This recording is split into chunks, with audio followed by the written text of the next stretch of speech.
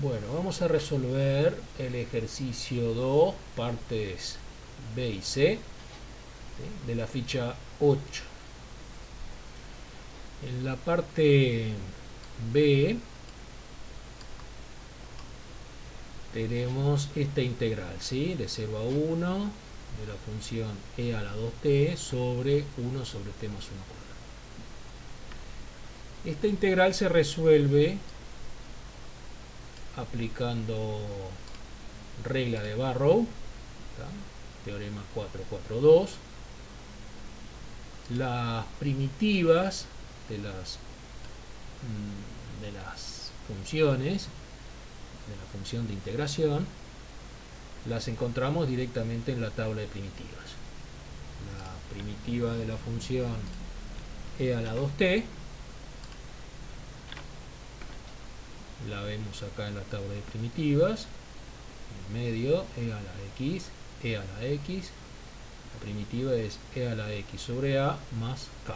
Si elijo la constante k igual a 0, me queda e a la 2t sobre 2. La primitiva de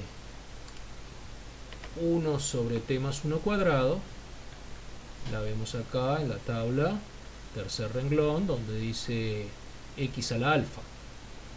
Si en vez de x yo tomo x más 1 a la alfa, con alfa igual menos 2, ¿tá?, me va a dar x a la menos 2 más 1, o si no, x más 1 a la menos 2 más 1, o sea, a la menos 1, sobre menos 1. ¿tá? Es esto que tenemos acá. La primitiva de 1 sobre t más 1 cuadrado, menos 1 sobre t más 1. Bueno, conociendo las primitivas de cada término por separado, si junto sumo esas dos primitivas, voy a tener la primitiva de toda la función de integración. Conociendo la primitiva de toda la función, aplico teorema de Barrow, regla de Barrow, ¿tá?, y me va a quedar la resta de los valores de la primitiva en los límites de integración. O sea que el cálculo de la integral se reduce a evaluar la primitiva en 1 y restar ese valor con el valor de toda la primitiva en 0. O sea, el resultado final nos está dando e a la 2 sobre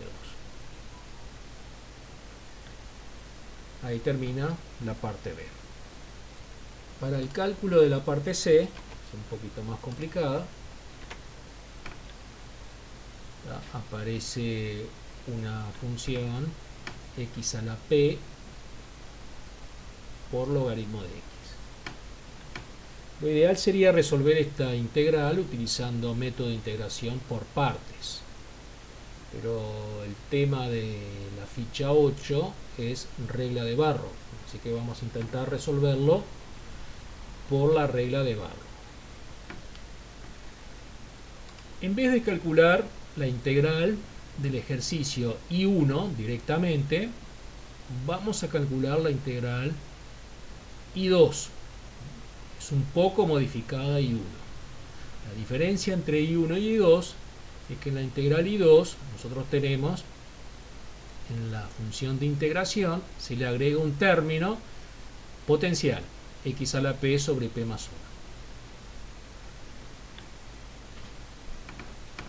Si desarrollo I2, aplicando aditividad de la integral, propiedad de aditividad, yo voy a volver a I1 y me aparece una integral I3, una integral del término que le agregué, de la función potencial que agregué cuando modificamos I1.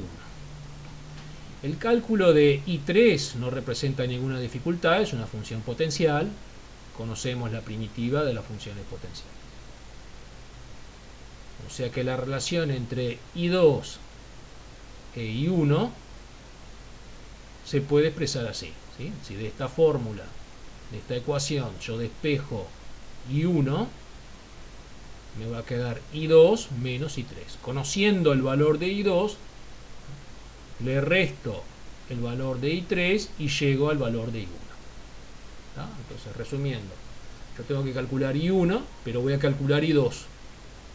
Después voy a calcular I3 y voy a restar I2 con I3 para llegar a I1. El cálculo de I3 es una función potencial, ¿tá? Si fuera x a la p, por tablas de primitivas, la primitiva sería x a la p más 1 sobre p más 1. Pero como dice x a la p sobre p más 1, la primitiva también, ¿tá?, se va a dividir entre p más 1 y va a quedar x a la p sobre p más 1 cuadrado. Eso para el cálculo de I3. Ahora vamos al cálculo de I2, para restar después con I3. Para el cálculo de I2, tenemos que en la función de integración, si observamos esta suma, es la derivada, es el desarrollo de la derivada del producto de dos funciones.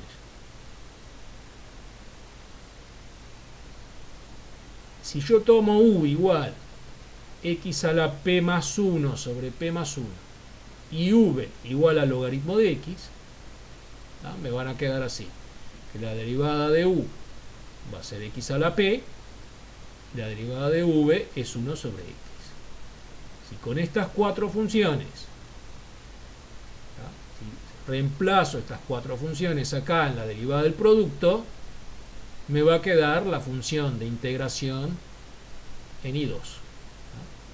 U' x a la p por v, que es logaritmo de x, acá está u' por v, más v', que es 1 sobre x, por u.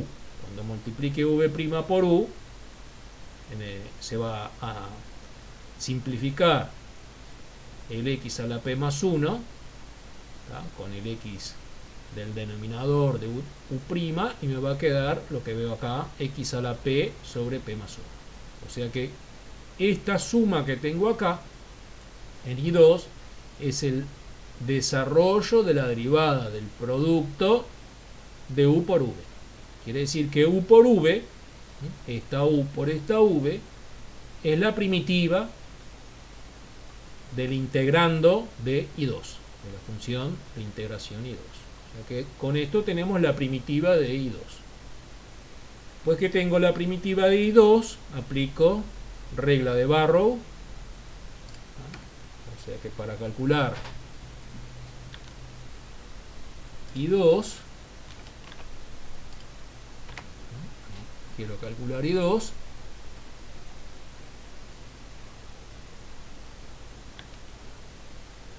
dijimos que la primitiva de la función de integración de I2 era x a la p más 1 sobre p más 1 por logaritmo, por la derivada del producto. Entonces, el cálculo de I2 se reduce a la aplicación de la regla de Barrow, conociendo la primitiva. Acá tenemos la primitiva, la voy a evaluar en los límites de integración en 1 y en e, y resto esos valores, ¿tá? Ahí llego al valor de I2. El cálculo de I3